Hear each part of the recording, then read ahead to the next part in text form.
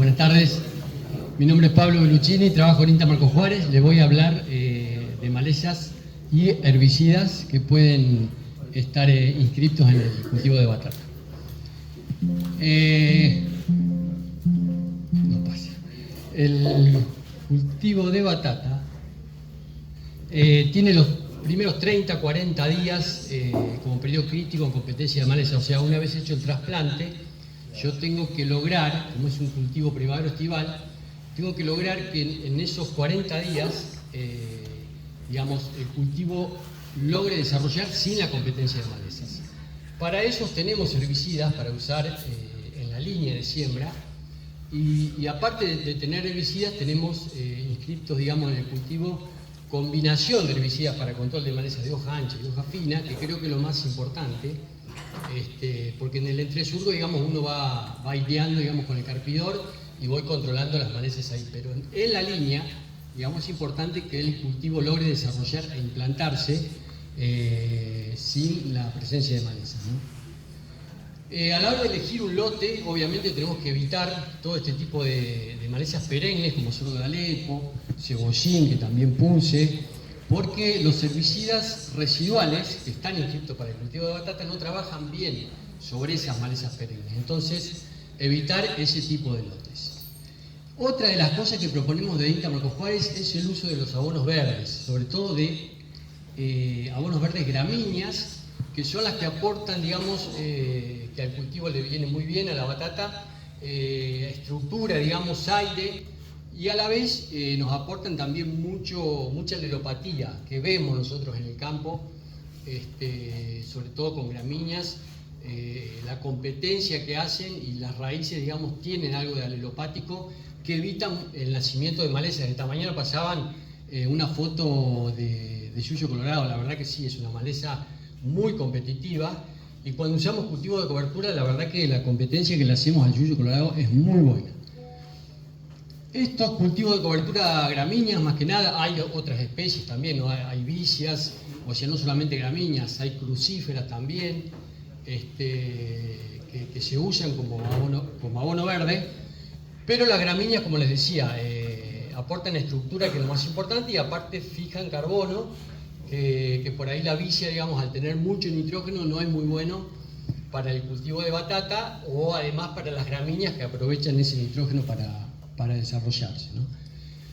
Esos cultivos de cobertura pueden sembrarse o pueden instalarse con drones o con alguna máquina que lo pueda desparramar. Nosotros le decimos la Fertec, que es una máquina estirada, digamos, y desparrama todo lo que es semilla de centeno, avena o triticales, trabajamos con esas especies.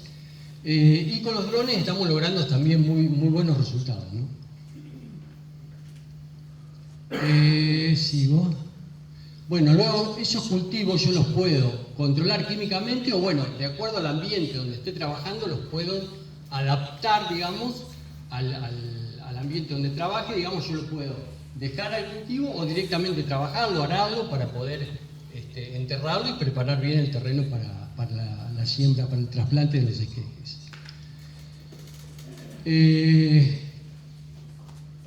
Nosotros también, digamos, lo que hacemos, como el centeno, por ahí lo logramos instalar en el mes de marzo, abril, por ahí, como en agosto, ya en caña, digamos, es muy rápido el centeno, por ahí lo que hacemos es rolarlo y dejamos pasar agosto, que sobre todo en el sur de Córdoba, por ahí hay mucho viento, digamos, y es importante lograr la presencia de material verde en los suelos.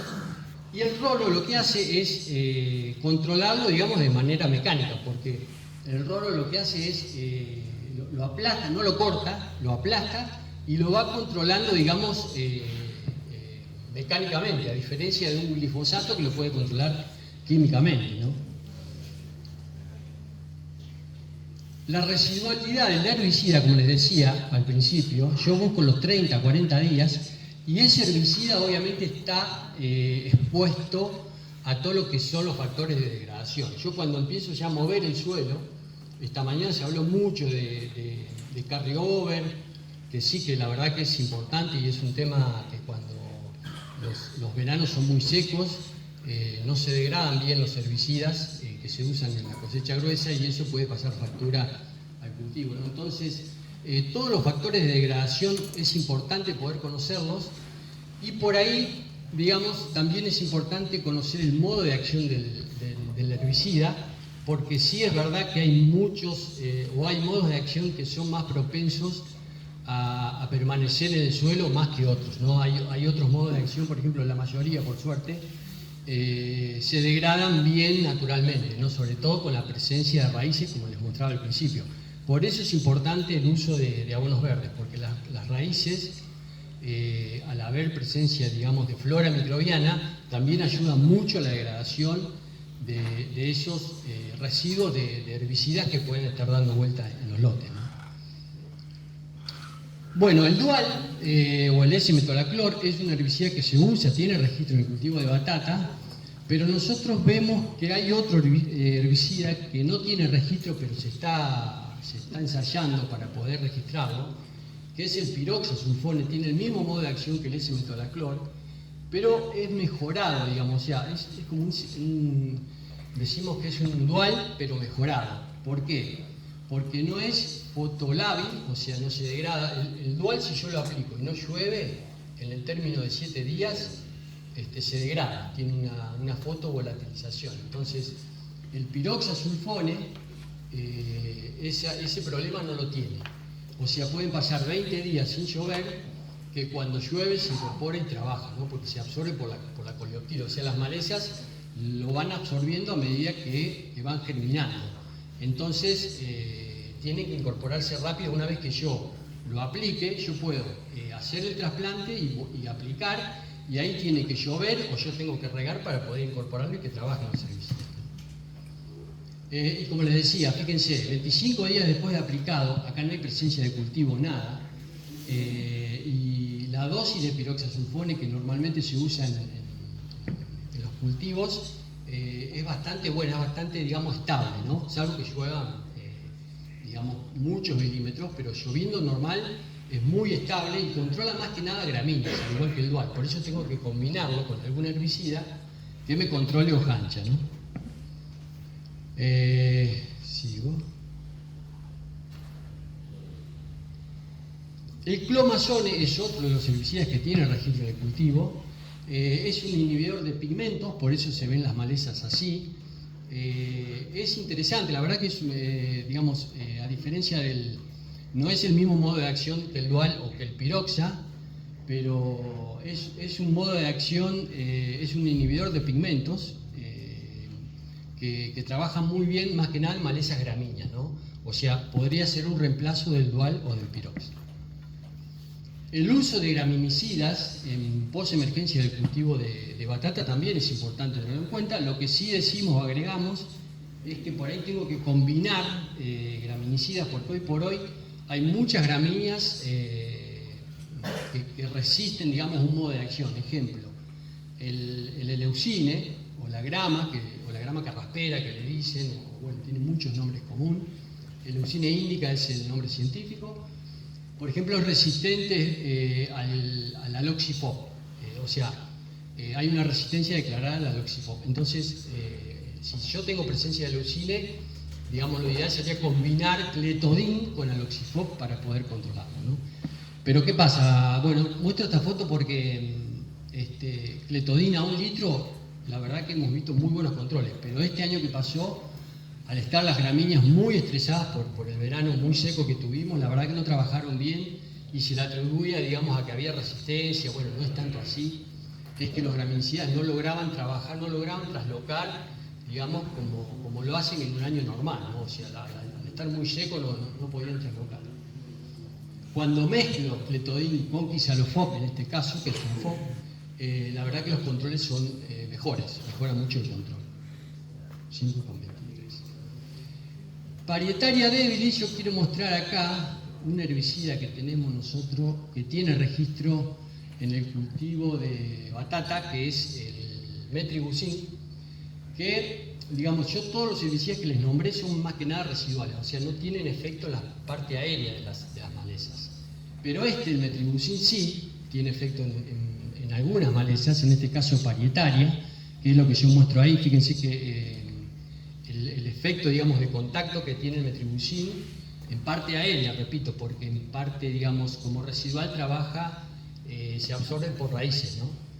A diferencia del piroxasulfonio o del dual, que se absorbe por coleoptile. Este, en parte aérea, digamos, trabaja de contacto con una maleza importante que es parietaria. Y eso no quería dejarlo pasar. Y como les decía, la vida media que yo tengo que tener en cuenta para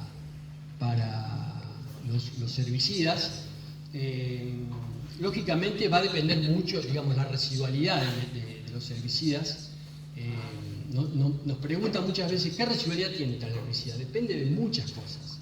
O sea, sabemos que se mueve en un rango de residualidad, pero bueno, al llover, por ahí en exceso, puede que esa residualidad se vea afectada. Entonces, digamos, a medida que se va degradando, obviamente deja de controlar malezas. Por eso es importante tener en cuenta a la hora de aplicar o elegir un herbicida para el cultivo, no solamente la selectividad con el cultivo de batata, sino también, digamos, la probabilidad de que permanezca activo en el suelo, de tal manera que esos 30 o 40 días críticos que tiene el cultivo logre, digamos, estar presente para ir controlando malezas y yo no tenga que salir por ahí con gente, digamos, con azada y esas cosas, porque significa un costo, digamos, y lo puedo evitar.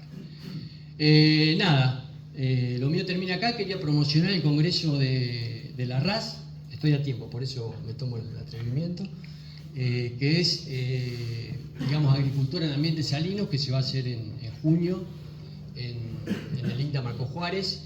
Y bueno, en Argentina tenemos muchas hectáreas con ambientes salinos y no quería dejar de pasar esta oportunidad, hermosa oportunidad, para poder promocionar. Así que nada, muchas gracias.